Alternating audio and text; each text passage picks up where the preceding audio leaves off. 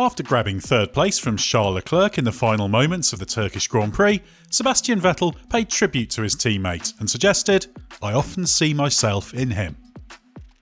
Leclerc had berated himself over the radio after finishing the race fourth, but Vettel said that the blunder was irrelevant given the success that lies ahead of him. Vettel knows exactly how it feels to be a young driver in a hurry. He was exactly that a decade ago. But while both Leclerc today and Vettel a decade ago were in similar places in their careers, how similar are they really? And what does Vettel recognise in Leclerc? Hit subscribe so you don't miss anything from the race, and if you want to be notified every time there's something new to watch, that's what the notifications bell is for. In statistical terms, Leclerc is 56 races into his F1 career and has racked up 2 victories and 7 pole positions. That conversion rate sounds poor, but reflects a combination of ill luck with lost victories in Bahrain, Singapore and potentially Russia last year, and the fact the 2019 Ferrari was stronger in qualifying than race trim. And he can hardly be blamed for the lack of results in 2020, given Ferrari's struggles. By coincidence, for the 56th races of their F1 careers, Leclerc and Vettel were a very similar age, separated by less than a month. Leclerc is marginally the younger 23-year-old, but both were roughly 3 seasons into their careers, albeit with Vettel's not aligning with the start of seasons thanks to making his debut during 2007. Vettel's 56th race was a 2010 Belgian Grand Prix, by which time he was 2/3 of the way towards his first World Championship. Vettel had already notched up 7 victories and 12 pole positions, having won his first Grand Prix at Monza with Toro Rosso 2 years earlier. Such statistical comparisons are of limited value. While you might argue Vettel is ahead of Leclerc thanks to the fact he clinched his first world title in his 62nd race, this is a groundless comparison as Leclerc does not have the equipment to match that this season. But what is clear is that both have achieved significant success relatively young. They've also had a big impact on F1 with their personalities.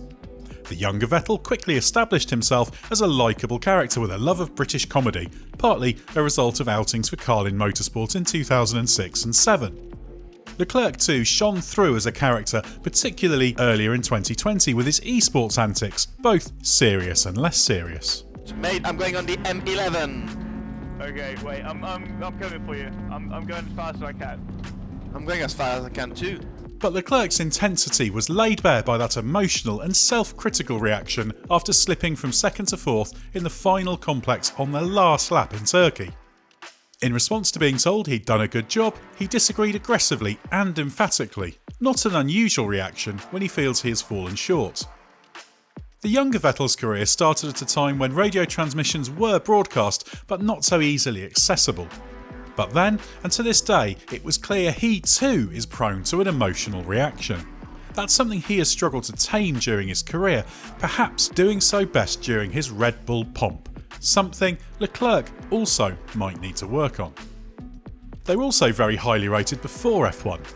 Vettel first came to prominence by utterly dominating Formula BMW in Germany in 2004. There, he won 18 out of 20 races against opposition that included future F1 driver Sebastian Vettel, and he went on to narrowly miss out on the F3 Euroseries crown to teammate Paul di Resta. He also led Formula Renault 3.5 in 2007 before he dropped out, having replaced Scott Speed at Toro Rosso in F1. Leclerc's trajectory was similar. Although he missed out to Nick de Vries in Formula Renault Alps in 2014, he went on to win the GP3 and Formula 2 crowns before graduating to F1 with Sauber in 2018.